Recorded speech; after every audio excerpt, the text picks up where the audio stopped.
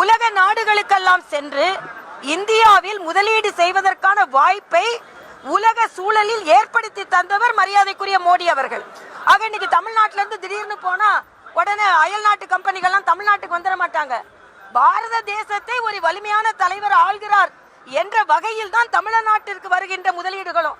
ஆனா இன்று காலையில பத்திரிகைகள் பார்த்தீர்கள் என்றால் அவர்கள் இன்று சொல்லுகின்ற அத்தனை நிறுவனங்களும் ஏற்கனவே தமிழ்நாட்டில் இருக்கிற நிறுவனங்கள் தான், எதுவுமே புது நிறுவனங்கள் இல்லை.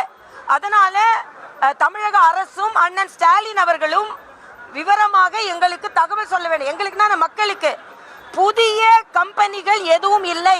இன்று காலை அவர் எந்தெந்த நிறுவனங்களோடு ஒப்பந்தம் செய்து கொண்டார் என்று பார்த்தால் எல்லா நிறுவனங்களும் ஏற்கனவே தமிழகத்தில் நிறுவனங்களாக செயலாற்றி வரும் நிறுவனங்கள் தான். ஆக தயவு செய்து தமிழக மக்களை ஏமாற்றாமல் நீங்கள் சென்றிருப்பது சுற்றுலாவா இல்லை என்றால் தமிழகத்திற்கு கொண்டு வரக்கூடிய முதலீடா என்பதை தெளிவுபடுத்த வேண்டும் என்பதும் நான் தெரிவித்துக் கொள்கிறேன். மிகவும் ஆபத்தானதுன்னா இந்தியா முழுவதும் மற்ற மாநிலங்கள் இதை ஏற்றுக்கொள்வார்களா? அதே மாதிரிதான் இன்னைக்கு சமக்கிர சிக்ஷா அபியான்ற அந்த திட்டத்தில் நான் பாண்டிச்சேரியில் நிர்வாகத்தில் இருந்தேன். அந்த திட்டம் என்பது ஏற்கனவே இருக்கின்ற நமது கல்வி திட்டத்திற்கு கூடுதலான திட்டம். அந்த கூடுதலான திட்டத்திற்கு கூடுதலான ஆசிரியர்கள் நியமிப்பார்கள்.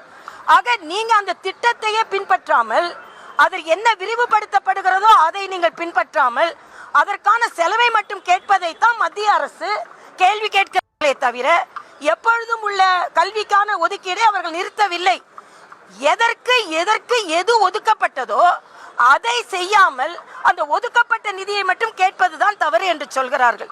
அதனால் மரியாதைக்குரிய பாரத பிரதமருக்கு தமிழகத்தில் உள்ள அமைச்சர்களை விட அதிக அக்கறை இருப்பதனால்தான் புதிய கல்விக் கொள்கை ஒன்றை கொண்டு வந்து, பாரத பிரதமர் கொண்டு வரல, கஸ்தூரி ரங்கன் தலைமையில் 2 ஆண்டுகளாக பல லட்சம் பேர் கருத்து சொல்லி கொண்டு வந்தது அது. அதனால் வேண்டுமென்றே அரசியல் காரணங்களுக்காக புதிய கல்விக் கொள்கையை மறுக்கிறார்கள். உலகம் முழுவதும், தமிழகம் முழுவதும், இந்தியா முழுவதும் தமிழக மாணவர்கள் சென்று அங்கீகாரம் பெற வேண்டும் என்றால் புதிய கல்விக் கொள்கை தேவை என்பது எனது கருத்து. செய்திகளை உடனுக்குடனும் துல்லியமாகவும் தெரிந்து கொள்ள சப்ஸ்கிரைப் பண்ணுங்க.